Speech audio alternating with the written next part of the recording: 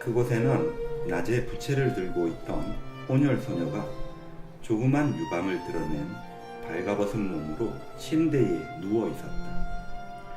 그날 밤 이미 63명의 남자들이 아우렐리아노에 앞서 그 방을 거쳐갔던 것이다. 너무 많은 남자들이 들락거린 탓으로 입김과 땀으로 뒤범벅이 된 방 안의 공기는 진흙탕처럼 질퍽했다. 소녀는 아우렐리아노에게 땀에 흠뻑 젖은 시트를 들고 한쪽 끝을 잡아달라고 부탁하였다. 시트는 물먹은 천막처럼 무거웠다. 그들이 시트의 양쪽 끝을 잡고 비틀자 땀이 줄줄 흘러내렸다. 아우렐리아노는 내심 앞으로의 시간이 걱정되었으므로 이 작업이 한없이 계속되었으면 하고 바랬다. 그는 여자와 사랑놀이 하는 법을 머리로는 알고 있었으나 실제로는 무릎이 후들거려 제대로 서 있을 수조차 없었다. 온몸이 불길에 닿는 것처럼 확확 달아올랐고 뱃속이 답답하게 차오르는 듯해 뭔가를 배설해버리고 싶은 기분이었다. 침대를 다 정돈한 소녀가 그에게 옷을 벗으라고 말했을 때 그는 우물쭈물 변명을 했다. 나는 뭣도 모르고 들어왔어요.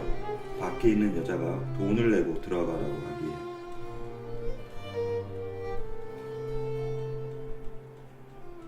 소녀는 그가 당황하는 모습을 보고 이해한다는 듯이 부드럽게 속삭였다. 20센트를 더 지불하면 나하고 느긋한 시간을 함께 보낼 수 있어요. 소녀의 친절에 끌려 옷을 벗으며 아우렐리아노는 자신의 몸이 형과는 비교도 안 될 것이라는 생각에 부끄러움을 느꼈다. 소녀가 여러모로 노력을 기울였지만 그의 주눅든 기분은 쉽사리 가셔지지 않았다. 20센트를 더 내겠소. 그는 힘없는 목소리로 말했다. 소녀는 말없이 눈짓으로만 감사의 표시를 나타냈다. 그녀의 등은 벌겋게 짓물러져 있었고 살이 없어 뼈만 강상했다. 그녀는 심하게 지쳐 있어서 숨을 제대로 쉬기조차 힘겨워 보였다. 지금부터 2년 전 소녀는 이곳에서 멀리 떨어진 어느 고장에 살고 있었다. 어느 날 그녀가 촛불을 켜둔 채 잠이 들었다 깨어났을 때 사방은 온통 불바다였다. 그 화재는 할머니와 함께 살고 있던 집을 잿더미로 만들어 버렸다. 그날부터 그녀의 할머니는 그녀를 곳곳으로 데리고 다니며 집값을 벌게 했다. 한 번에 20센트씩을 받고 남자들과 잠자리를 같이 하게 한 것이다. 소녀의 계산대로라면 하루에 70명의 남자를 받아들인다 해도 앞으로 10년은 넉넉히 걸려야 집값을 벌 수 있을 것 같았다. 그들 두 사람의 여행 경비 외에 흔들 의자를 메고 다니는 4명의 원주민에게도 급료를 지불해야 하기 때문이 맞다. 뚱뚱한 여자가 문을 2번째 두드렸을 때 아우렐리아노는 아무 일도 치르지 못한 채 울고 싶은 심정으로 그곳을 나왔다. 그날 밤 그는 욕망과 연민이 뒤엉킨 복잡한 심정으로 소녀를 생각하며 잠을 이루지 못했다. 그는 어떻게 해서라도 그녀를 사랑하고 보호해 주어야 한다는 감정에 깊이 빠져들었다. 불면증과 격앙된 감정으로 밤을 꼬박 새운 그는 소녀를 할머니의 횡포로부터 구해내고 그녀가 매일 밤 70명의 사내들에게 제공하는 만족감을 독차지하기 위해 그녀와 결혼하기로 작정했다. 그러나 그가 오전 10시에 카타리노의 가게로 달려갔을 때 소녀는 이미 마을을 떠나고 없었다. 그의 충동적인 마음은 이로써 진정될 수밖에 없었지만 좌절감은 고스란히 남아있었다. 그는 일에 열중함으로써 위안을 얻으려 했다. 그는 여자에 대한 자신의 수치스러운 무기력함을 숨기기 위해 평생 여자 없이 살아도 좋다고 생각했다. 아우렐리아노가 감정의 경량에 휩쓸려 있는 사이 메르키아데스는 마콘도에서 사진에 담을 수 있는 모든 장면을 음판에 현상해 놓았다. 그런 다음 그는 신의 존재를 증명하기 위한 과학적 방법으로 사진술을 이용하려 광적으로 열을 올리고 있는 호세 아르카디오 부엔디아에게 음판사진 실험실을 맡겼다. 마을의 모든 모습이 음판에 담긴 것을 확신한 호세 아르카디오 부엔디아는 만일 신이 존재한다면 언젠가는 신을 음판사진으로 촬영하여 신의 존재에 대한 갖가지 가설을 단번에 결판낼 수 있을 것이라 굳게 믿고 있었다. 음판사진 실험실을 호세 아르카디오 부엔디아에게 맡긴 메르키아데스는 노스트라다무스의 원리를 연구하는데 심혈을 기울이고 있었다. 이미 오래전에 광택을 상실한 반지를 낀 새발 같은 앙상한 손으로 숨을 조이는 낡은 벨벳 조끼를 입은 채 밤을 새워가며 온갖 공식들을 적곤 했다. 어느 날 밤 그는 마콘도의 미래에 대한 예언을 탐구해냈다고 확신하게 되었다. 마콘도는 틀림없이 유리로 만들어진 큰 건물이 늘어선 번화한 도시가 될 거야. 다만 부엔디아 집안은 그 도시에 남아있지 않을 거야. 터무니없는 소리야. 호세 아르카디오 부엔디아가 소리쳤다. 나도 언젠가 얼음으로 된 집을 상상해 본 적은 있어. 하지만 유리로 만든 집은 불가능할 거야. 게다가 부엔디아 집안이 마콘도에서 사라진다는 것은 상상조차 할 수 없는 일이지. 이렇듯 괴상한 논쟁에 휩싸여 있는 집안에서 제 할 일을 제대로 하고 있는 사람은 우르술라뿐이었다. 그녀는 동물과자 사업을 더욱 확장하여 쉴 새 없이 여러 종류의 푸딩과 메링거 과자 그리고 비스킷을 만들어냈다. 그 과자들은 만들어내기가 바쁘게 상자에 담겨 늪지대로 뻗어 난 작은 길을 따라 사라져갔다. 우르술라는 이미 편히 쉬면서 지내야 할 나이가 되었지만 날이 갈수록 번창하는 사업에 정열을 쏟았다.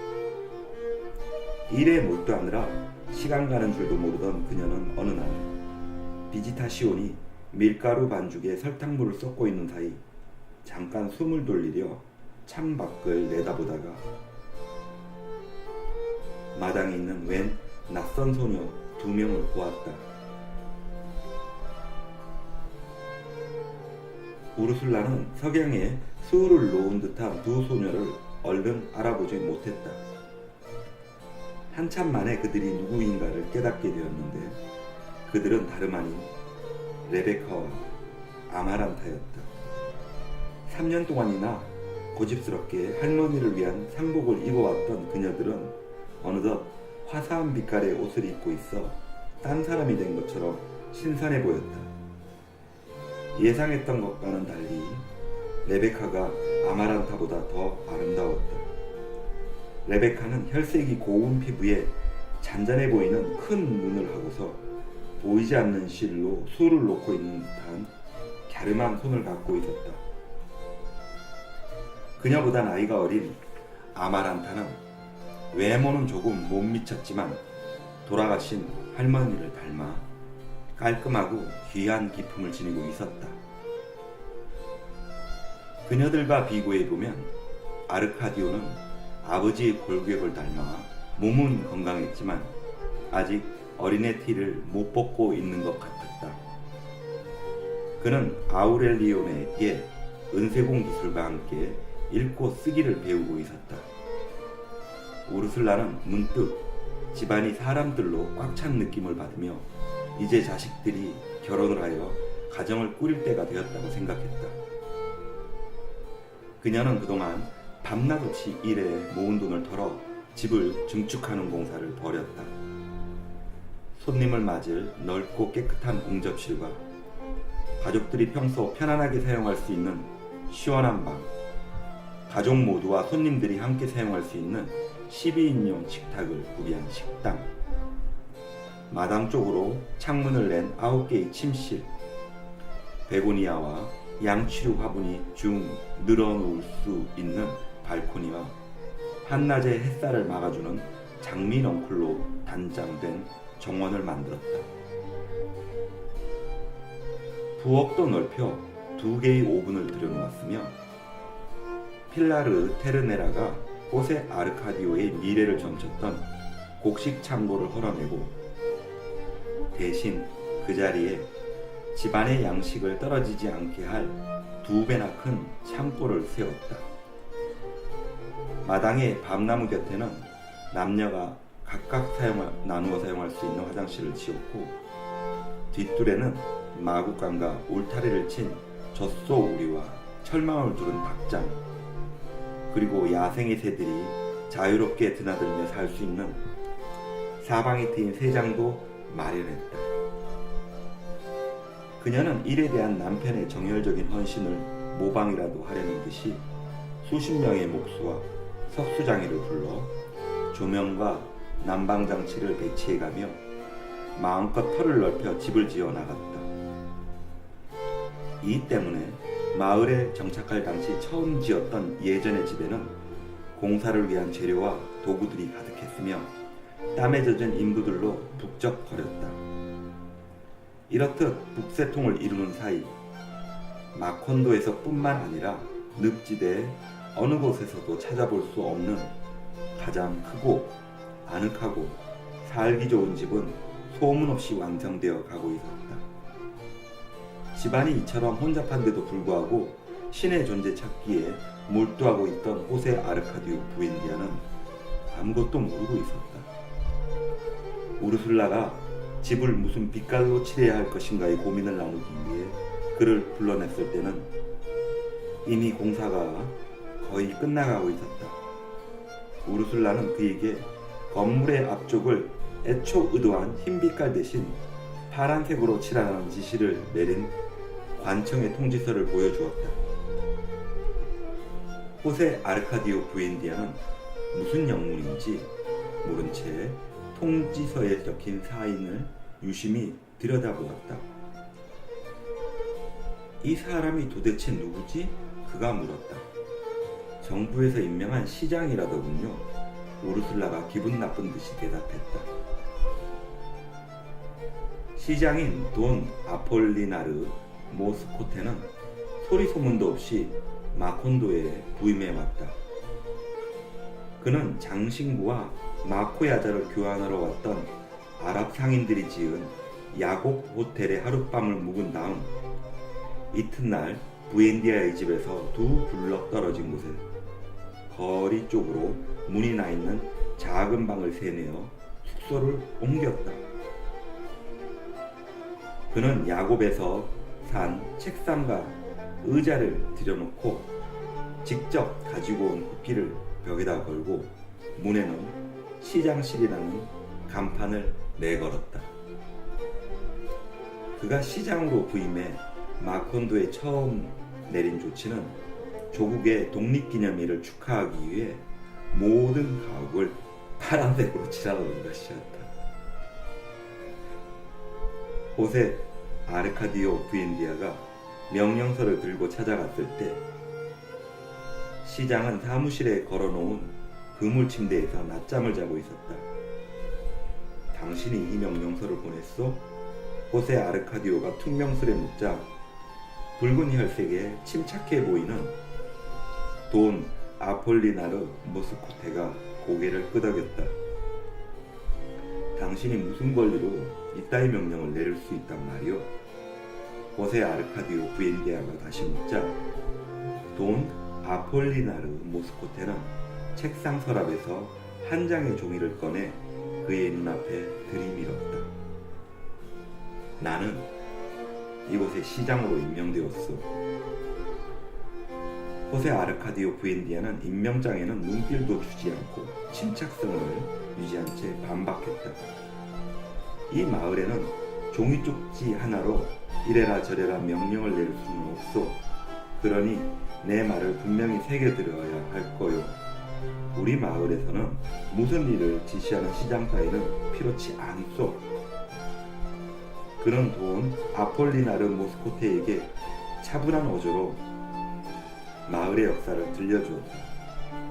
처음 어떻게 마을이 세워졌는가에서부터 시작하여 어떻게 토지를 분배하고 길을 닦았으며 어떻게 정부의 도움이나 외부의 힘을 조금도 빌리지 않고 어떤 간섭도 받지 않은 채 마을을 발전시켜 왔는가를 설명했다.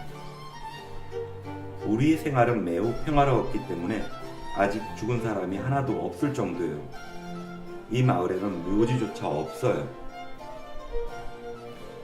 그리고 그는 그동안 정부의 도움이 없었던 것을 원망하는 마을 사람은 한 명도 없다는 것과 오히려 정부를 비롯한 어떤 외부의 간섭도 없었던 것을 다행으로 여기고 있으며 앞으로도 그 상태가 지속되기를 바란다는 것을 덧붙였다. 그러므로 자신들을 지금 이대로 내버려 두었으면 좋겠다는 것과 누구에게도 이래라 저래라 간섭받기 싫다고 얘기했다. 흰바지 차림에 흰색 무명 조끼를 입은 돈 아폴리나르 모스코테는 품이 있는 태도를 흐트리지 않고 묵묵히 그의 얘기에 귀를 기울였다. 그러나 당신이 다른 사람들과 똑같은 입장으로 이 마을에 살겠다면 우리는 기꺼이 환영할 것이요. 하지만 당신이 마을 사람들에게 강제로 집에 파란색을 칠해야 한다든지 하여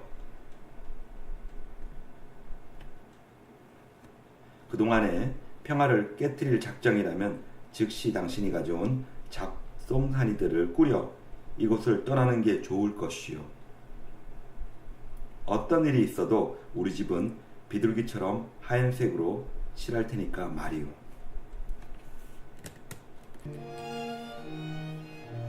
이 말을 들은 돈 아폴리나르 모스코테의 얼굴이 창백해졌다.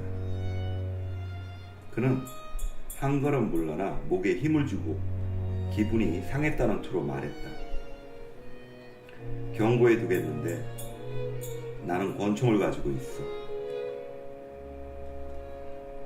그의 말을 듣는 순간 호세 아르카디오 부엔디아는 맨손으로 말을 쓰러뜨리던 젊은 날의 기운이 불끈 솟아올랐다. 그는 돈 아폴리나르 모스코테의 목덜미를 움켜쥐고 높이 치켜들며 소리쳤다. 당신을 죽이고 싶지는 않으니까 이쯤 해두는 거야.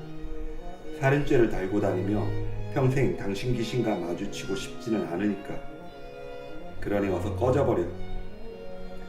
그는 시장의 목덜미를 높이 치켜든 채로 거리로 끌고 나와 늪으로 향한 길 위에 내려놓았다. 일주일이 지난 후 모스코테는 맨발에 누더기를 걸치고 엽총으로 무장한 6명의 군인과 함께 아내와 7딸을 태운 마차를 끌고 돌아왔다. 그들의 뒤쪽으로는 진보다리와 세간사리를 실은 2대의 마차가 따르고 있었다. 시장은 머물집을 물색하는 동안 가족들을 임시로 야구 호텔에 묵게 했다. 그리고는 군인들의 호의를 받으며 사무실을 다시 개설했다. 마콘도 마을의 개척 주민들은 난데없는 침입자들을 내쫓기 위해 호세 아르카디오 부엔디아의 명령을 받으려고 그의 집으로 모여들었다. 그러나 호세 아르카디오 부엔디아는 폭력에는 반대했다.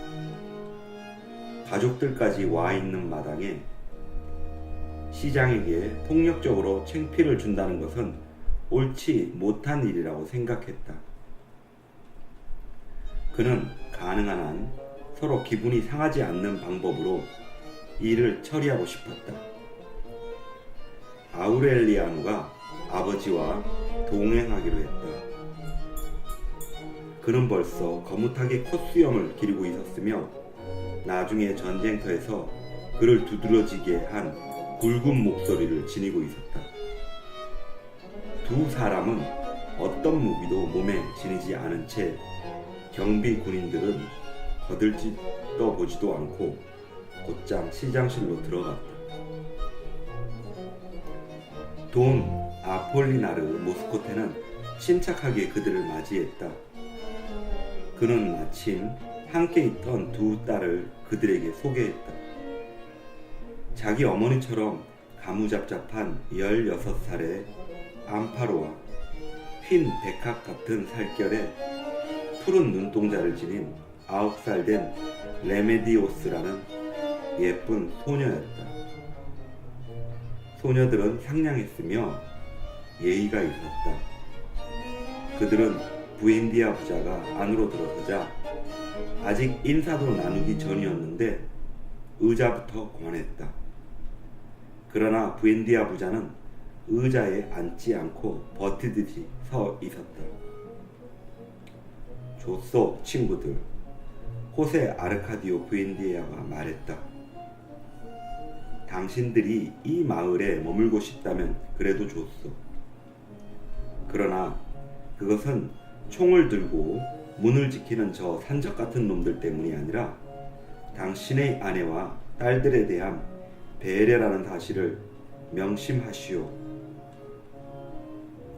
돈 아폴리나르 모스코테는 무척 당황한 눈치였지만 호세 아르카디오 부엔디아는 그가 뭐라 대답할 여유를 주지 않고 계속 말했다. 다만 두 가지 조건이 있어. 먼저 마을 사람들이 자기가 좋아하는 색으로 집을 칠할 수 있어야 한다는 것이요. 또 하나는 군인들을 당장 마을에서 철수시키라는 것이요. 이 조건들을 수락한다면 우리도 마을의 질서 유지에 협조를 하겠소. 시장은 손바닥을 편 오른손을 들여 보였다. 명예를 걸고 약속할 수 있습니까? 물론이요. 다만 당신의 적으로 맹세하오. 호세 아르카디오 부엔디아는 단호한 어조로 말을 이었다. 당신에게 이 말은 분명히 해두어야겠소. 당신과 나는 어디까지나 적이라는 것을 말이요. 그날 오후 군인들은 마을을 떠났다. 며칠 후에 호세 아르카디오 부엔디아는 시장의 가족들이 거처할 집을 알선해 주었다. 결국 모든 것은 과거의 평화스러운 상태로 돌아갔다. 예외가 있다면 그것은 아우렐리아노였다. 나이가 거의 자식벌에 해당하는 시장의 막내딸 레메디오스의 영상이 그의 뇌리에 박혀 그를 괴롭혔다. 그녀에 대한 생각은 신발에 들어갈 자갈처럼 그의 육체며 정신을 고통스럽게 했다.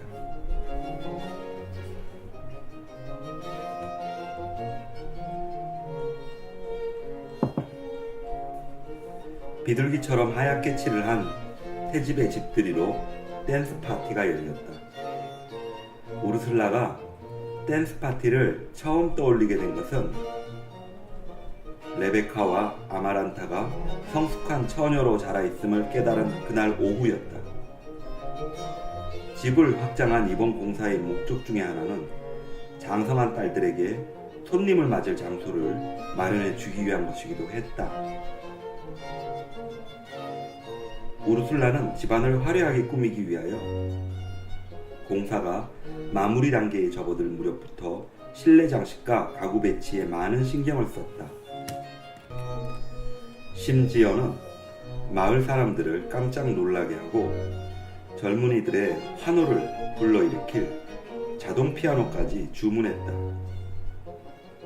자동 피아노는 분해되어 여러 상자에 나뉘어 담긴 채 보헤미아의 유리 제품, 인도 회사의 도자기, 네덜란드제의 식탁보, 여러 가지 종류의 멋진 등과 촛대들, 그리고 커튼과 화병 등 다른 물건들과 함께 도착되었다.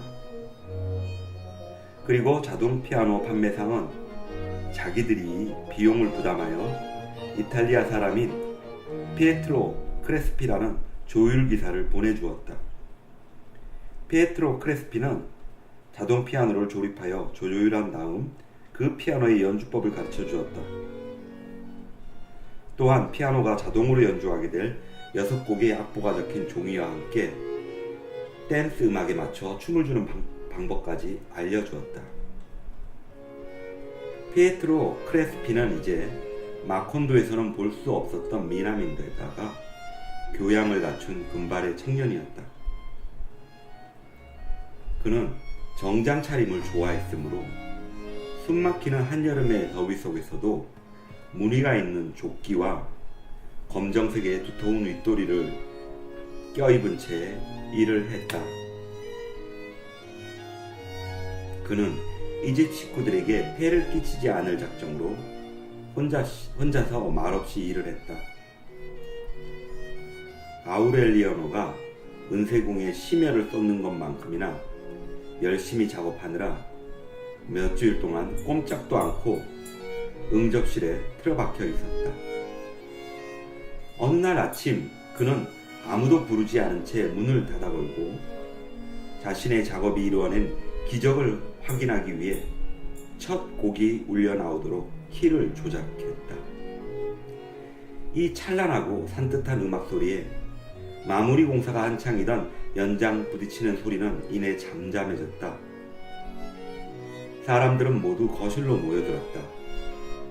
호세 아르카디오 부엔디아는 멜로디의 아름다움에 앞서 저절로 움직이는 피아노 건반에 질겁하여 피아노를 연주하고 있을지도 모를 눈에 보이지 않는 연주자를 촬영하기 위해 메르케디아스의 음판 사진기를 가져왔다. 그는 이탈리아 사람은 그들 가족과 함께 점심을 같이 하도록 했다. 식사를 준비하던 레베카와 아마란타는 천사와 같은 그 남자의 하얗고 갸냘픈 반지를 끼지 않은 손이 점잖게 포크와 나이프로 움직이는 모습에 넋을 빼앗기고 말았다. 응접실에 붙어있는 거실에서 피에트로 크레스피는 그녀들에게 춤을 가르쳐 주었다. 우르술라가 딸들이 춤을 배우는 모습을 지켜보는 가운데 그는 여자들의 몸에 손이 닿지 않도록 주의하며 메토리즘으로 박자를 맞추면서 스텝을 가르쳤다. 피에트로 크레스피는 특별히 맞춘 신축성이 있는 바지와 무도용 신발을 착용하고 있었다. 그렇게 걱정스러운 눈길로 감시하고 있을 필요는 없을 텐데 호세 아르카디오 부엔디아가 아내에게 말했다. 배짱이라고는 없어 보이는 저 녀석이 뭘 어쩔 수 있겠어.